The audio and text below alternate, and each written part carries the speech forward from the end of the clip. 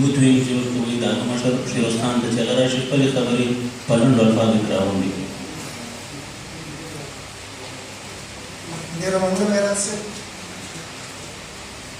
راغلو ډېرو درنو قدرمنو مشرانو، ستړي مه شئ او د پښتو دا ورځ مو مبارک شه.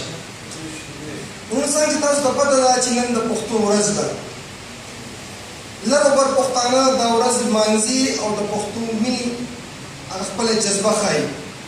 په بره پښتونخوا کې ډېر پښتانه لمانځي، خو په کوزه پښتونخوا کې واحد ډاکټر خان تحریک دی چې دغه ورځې د لمانځلو ذمه یې د تېر کال راسې په خپلو اوږو اخیستې ده.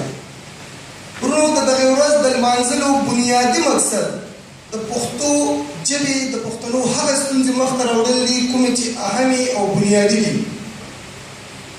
ورونو د ډېر وخت راسې په خپل چاپېرچل کې دا یوه خبره د ډېرو خلکو نه اورم، وینم هم چې موږ آزاد یو، موږ خودمختار یو او هر کال د ازادۍ ورځ هم لمانځو.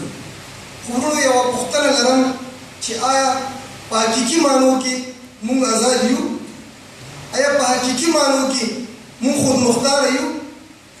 آیا موږ ته حق جوړېږي د ازادۍ ورځ لمانځلو؟ ځکه چې نه خو زموږ د زده کړه په خپله ژبه کې ده، نه مو د پارلمان ژبه پښتو ده، نه مو میډیا په پښتو د خپلو روایاتو دننه ده، نو اخر موږ ازادي وایو څه ده؟ ځان له دوکه ورکوو که بل له دوکه ورکوو؟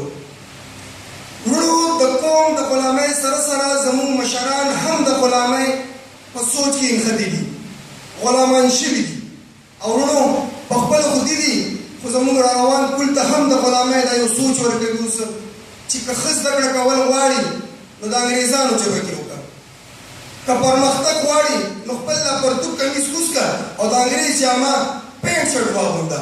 پینټ شرټ د لایقو خلکو جامه ده. که پرمختګ غواړي نو د انګریز روایات خپل کړه. ورونو ولې زما په پښتو ژبه کې زده کړه ممکن نه ده؟ آیا زه په خپل پرتوګ کمیس کې پرمختګ نشم کولی؟ آیا زه د خپل پښتو پښتونولۍ چوکاټ دننه د خپل روایاتو دننه پرمختګ نشم کولی؟ کولی شم ورونو، هر څه ممکن دي، خو که زه او ته یې وغواړو. ورونو بس کوئ، دا د غلامۍ زنځیرونه ورمات کوي. په موږ چې څه وشوه چې څه تېره شوه، راځئ چې خپل راروان کل ته نوي نسل ته د پرمختګ یو بنیاد کېږدو، د خوشحالۍ یو بنیاد کېږدو. ورونو د خپل وس نه لږ شانتې حق خپل پوره کوي. انشاءالله د پښتون قوم ټول راروان ټول نسل به ستاسو مننه کوي